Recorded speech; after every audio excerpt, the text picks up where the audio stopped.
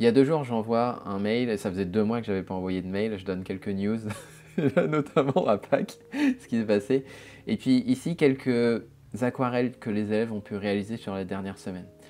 Et bon, il y en a une petite dizaine, quoi. Et puis, à ce moment-là, je reçois je sais pas combien de réponses par mail. On me dit waouh, les aquarelles des élèves, mais c'est super beau.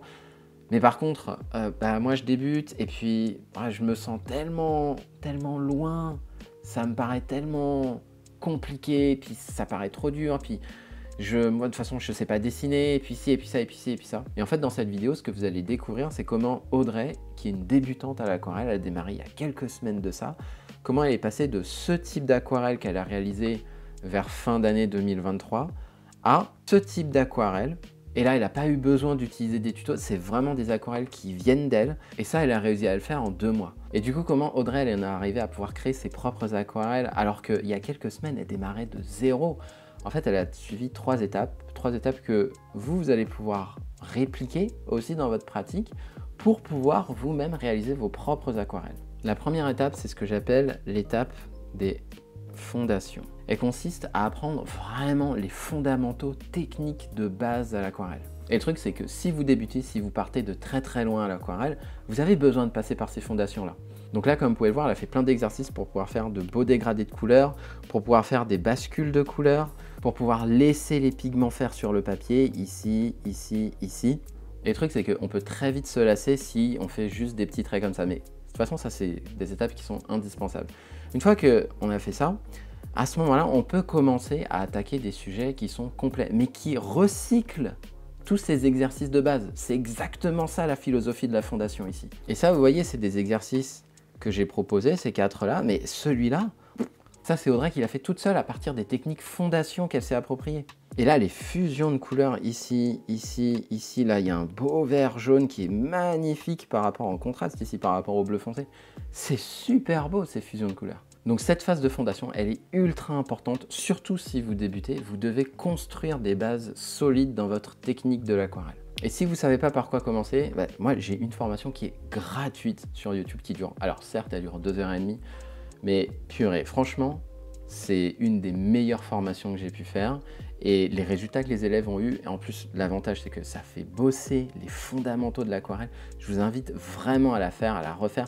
Bon voilà, c'est celle-ci, elle s'appelle la seule formation à l'aquarelle dont vous aurez besoin spécial débutant. Et à partir du moment où vous arrivez à réaliser de belles aquarelles en quelques coups de pinceau, là la première phase de fondation, elle est terminée. La deuxième phase, c'est ce que j'appelle la phase d'identification.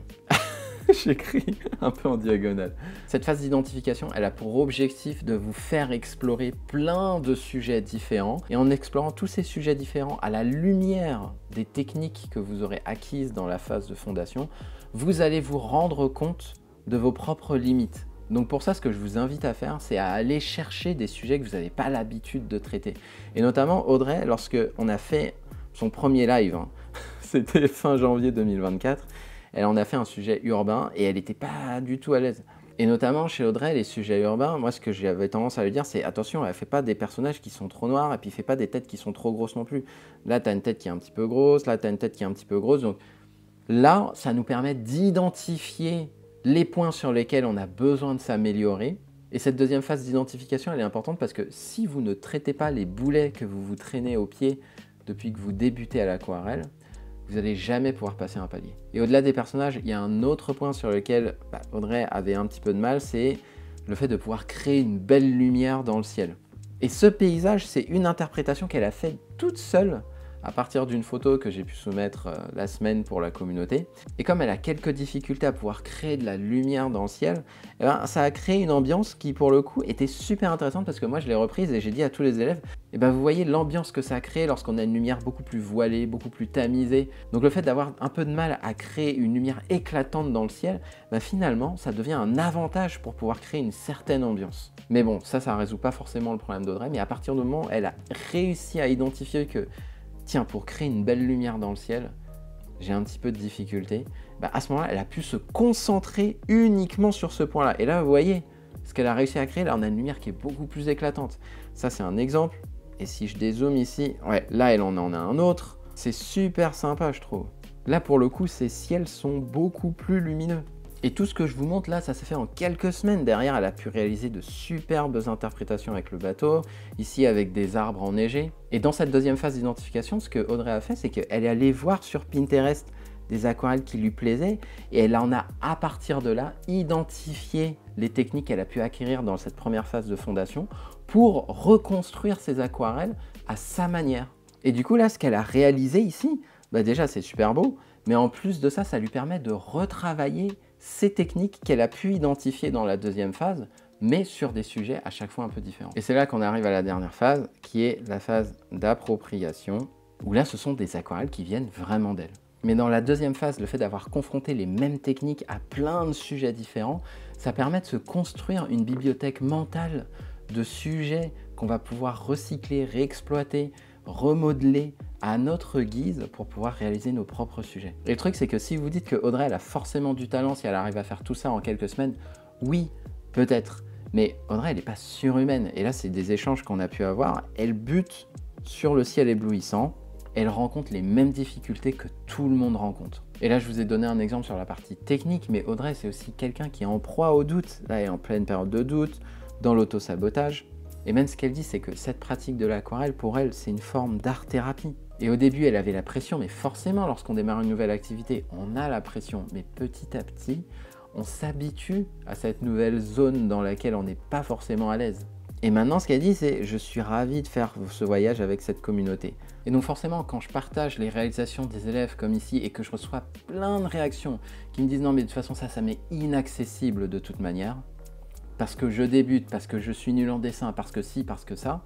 Et quand de l'autre côté, ce que je vois, c'est que quelqu'un qui s'est mis à l'aquarelle à Noël 2023, qui réalise ce type d'aquarelle, mais qui aspire à réaliser d'autres types d'aquarelles en quelques semaines, elle arrive à faire ce type d'aquarelle, ou encore ce type d'aquarelle, je me dis, bah non, en fait, il n'y a pas d'excuse. Même si vous avez l'impression de débuter, en fait, ça peut aller très très vite. Les seules choses qu'il faut que vous fassiez, c'est d'une part, savoir ce que vous voulez réaliser. Deuxièmement, savoir qui est capable de vous aider. Si vous voulez aller plus vite, vous pouvez le faire de vous-même, mais ça va vous prendre des années et des années. Et troisièmement, c'est de passer à l'action. Et en fait, c'est exactement ce qu'a fait Audrey. Elle voulait savoir réaliser des aquarelles plus atmosphériques que ce qu'elle faisait. Elle s'est dit, bah tiens, Rémi, peut-être qu'il est capable de m'aider. Et du coup, elle est passée à l'action. Et là, la prochaine étape pour Audrey, c'est de maîtriser la perspective, c'est de maîtriser les sujets urbains.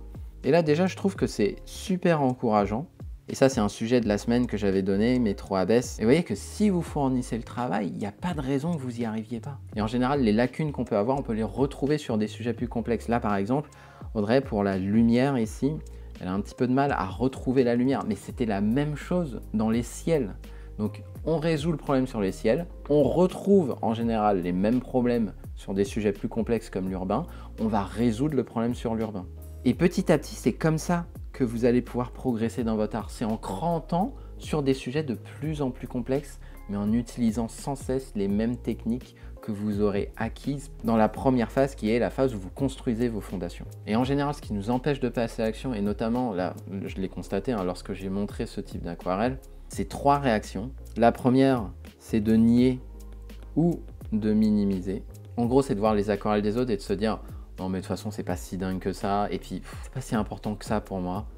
Alors qu'en fait ça peut l'être. Donc là on est un peu dans le déni. La deuxième réaction, c'est de retarder le passage à l'action.